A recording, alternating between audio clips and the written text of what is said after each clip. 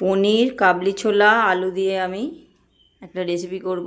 তার জন্য নিয়েছি প্রেসার কুকার, নিয়েছি আলু কেটে নিয়েছি, এই যে ডুমো ডুমো করে নিয়েছি, 4টে পেঁয়াজ, এখানে একটা মাঝারি সাইজের টমেটো, আদা রসুন পরিমাণ মতো।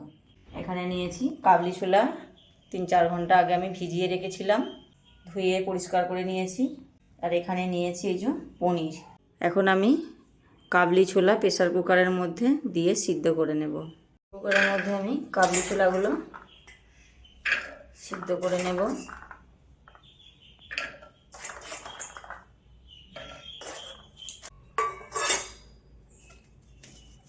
এর সাথে আমি আলুগুলো দিয়ে দেব।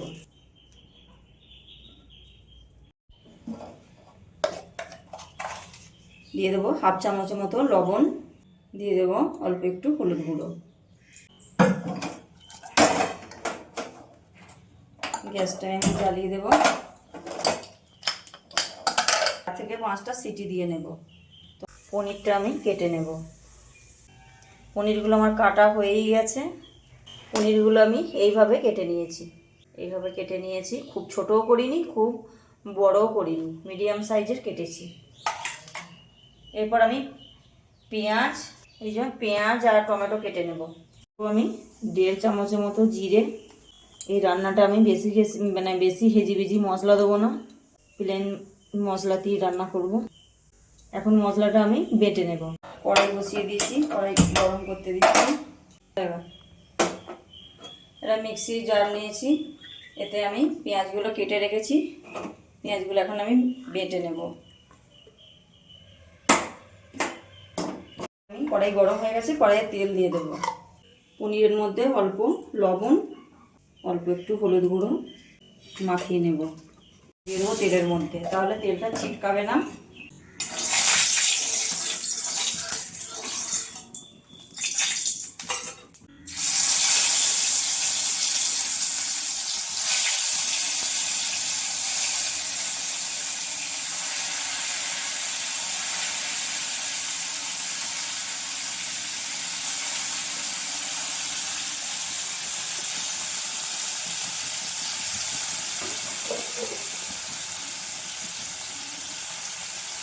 পনিরটা আমি আস্তে আস্তে একদিকটা করে উল্টিয়ে দেবো।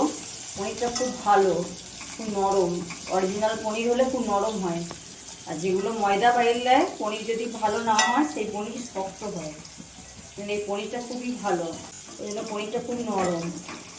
একদিকটা উল্টিয়ে দিয়েছি আমি, ভাজা হয়ে গেছে, তুলে নেব।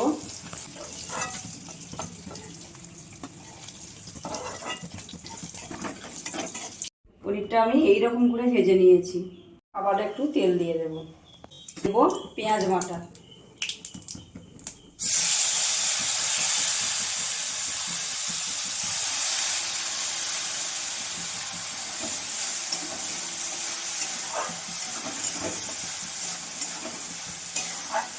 এবার টমেটোগুলো মিক্সিতে বেটে নেব।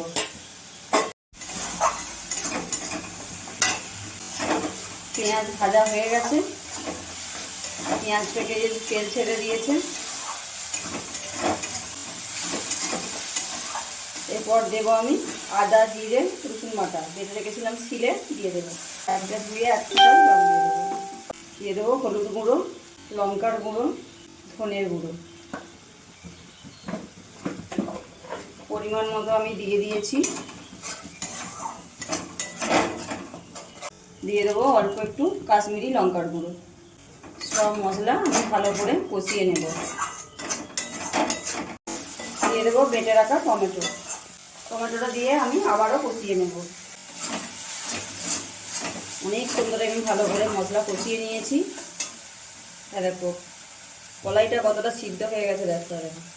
এরপরে দিয়ে দেবো আলু আর কলাই যে সিদ্ধ করে রেখেছি, দিয়ে দেবো মশলার সাথে। আবারও আমি একটু কষিয়ে নেব। হয়ে গেছে, এরপর আমি জল দিয়ে দেবো।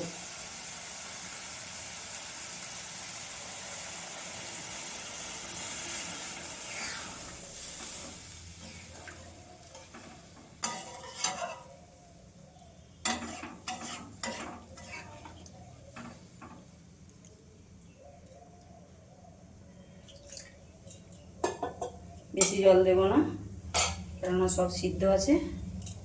এগুলো দিয়ে দেব।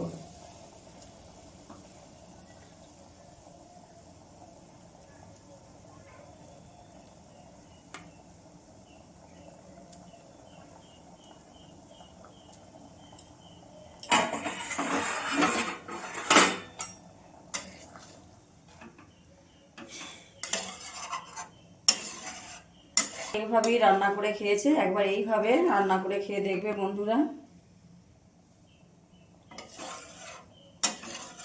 পনির টেস্টও পাবে, অথচ ঘুগনির টেস্টও পাবে। 8 মিনিটের মতো রান্না করে নেব।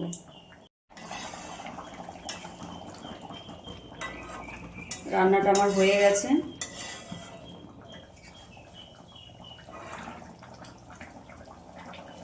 আমি আজকে গরম মশলা কিচ্ছু দেব না, যা গরম পড়ে গেছে। আমি একদম পুরো প্লেনভাবে রান্না করলাম, এটা যাকে বলে একদম সাদামাটা। আর এইভাবে একবার পনির কাবলি ছোলা দিয়ে আলু দিয়ে রান্না করে খেয়ে দেখবে, দুর্দান্ত খেতে। পনির তো আমরা অনেকভাবেই খাই, এইভাবে একবার খেয়ে দেখবে।